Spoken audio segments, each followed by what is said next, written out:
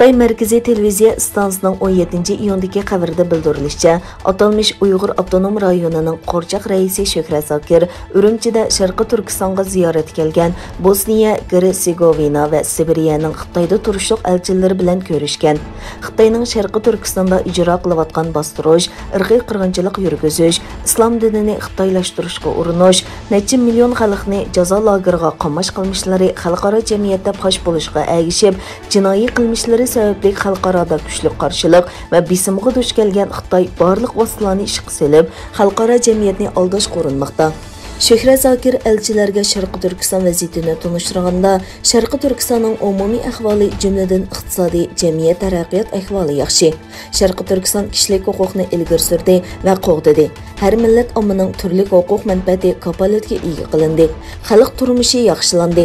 Sharqiy Turkistonning tinch, inoq vaziyati tasdiq qo'lga keltirildi deb bejirilgan. Amerika Xitoy doiralarining Sharqiy Turkistonga Uyg'ur qatorliq yerlik millatlarga ijro qilayotgan bostirish siyosatini irqiy qirg'inchilik deb bekitgandan buyon Kanada, Gollandiya, Angliya, Litvaniya va Chex parlamentlarimi Xitoyning jinoyatini irqiy qirg'inchilik deb bekitish haqidagi qonun loyihasini o'tirg'a qo'yib ma'qulladi.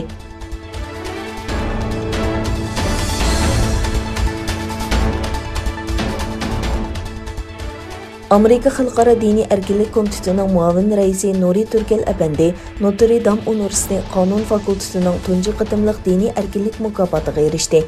Notre Dame Universitetining organ tor bekitidagi bayonotida Nuri Turkel Apandining qisqacha tarjimali tunishtirilganidan sirt, uning vatanda boshdan kechirganlari va xalqarodagi faoliyatlarining Uyg'urlar navbatda boshdan kechirayotgan inson qalbidan chiqqan turli bostirish siyosatlariga qarata dunyoning diqqatini qo'zg'ashda muhim rol o'ynaganligi tilga Uyg'ur kishilik huquq qurilishi tashkilotining raisi advokat Nuri Turkel Apandi bultur Amerika Xalqaro diniy erkinlik komitetining komissarligiga tayinlangan va bir necha kun burun mazkur komitetning muavin raislik vazifasini topshirib olgan edi. Notre Dame Universitetining diniy erkinlik mukofoti bultur rasmiy ta'sis qilingan bo'lib, Nuri Turkel Apandi bu mukofotga erishgan tunji kishi bo'lib hisoblangan. Mukofotlash murosimi 28 iyun o'tkazilgan.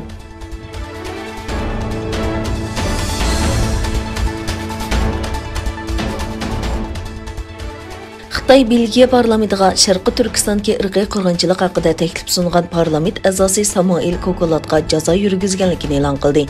Xitoy Tashqi ishlar ministrligi bayonotchi Jolijan 16 iyun o'tkazilgan qarorlik muxbirlarni kutib olish yig'inida aloqador savollarga javob berib, Samoil Kokolatni yomon g'arazda yolg'on uchurlarni tarqatdi deb ayblagan hamda Xitoyning egilik huquqi va manfaatiga og'ir daxl-taruz qilganligi sababli uningga jazo yurgizishni qaror qilganligini e'lon qilgan.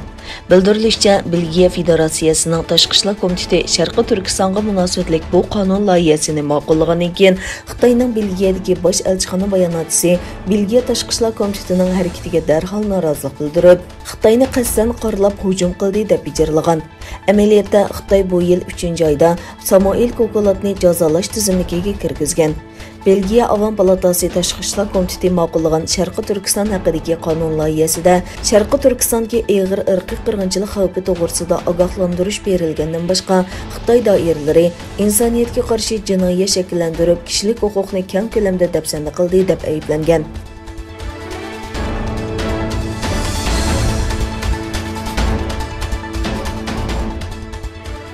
Avstraliya Xitoyning uzum harqi eksporti qo'ygan tamojna bejining o'sishi sababidan kelib chiqqan talash tortishni Dunyo savdo tashkilotiga ilib berishni rasmiy iltimos qiladiganligini e'lon qildi.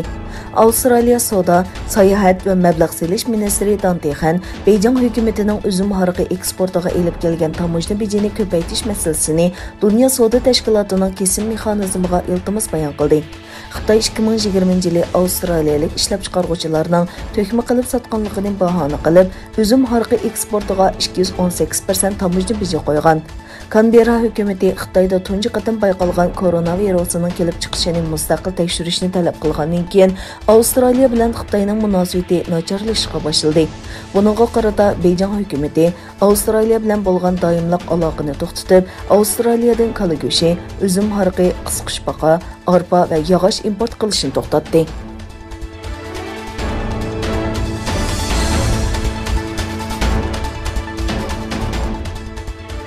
Amerika ovozining xabarida bildirilishicha, Vengriya parlamenti talash tartish qo'zg'agan Xitoy universitetining maktab rayoni uchun yer i'ona qilish loyihasini tasdiqlagan. Xabarda qayd qilinishicha, 15-iyun Vengriya parlamenti Budapeshtda qurilmoqchi bo'lgan Fudan universitetining tarmoq rayoniga davlat igdorchiligidagi yerni i'ona qilish to'g'risida taklif loyihasini ma'qullagan.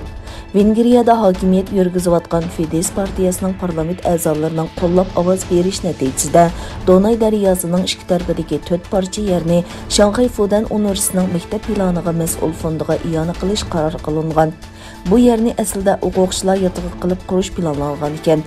Vengriya hukumati bu yil 4-oyda Fudan universiteti bilan imzolagan maktab selish kelishimiga asosan yangi maktab 2024-yili bitkazilib ichib etilmoqchi bo'lgan bo'lib, 6000 dan ortiq vengriyalik va chet ellik o'quvchiga dars o'tilgan.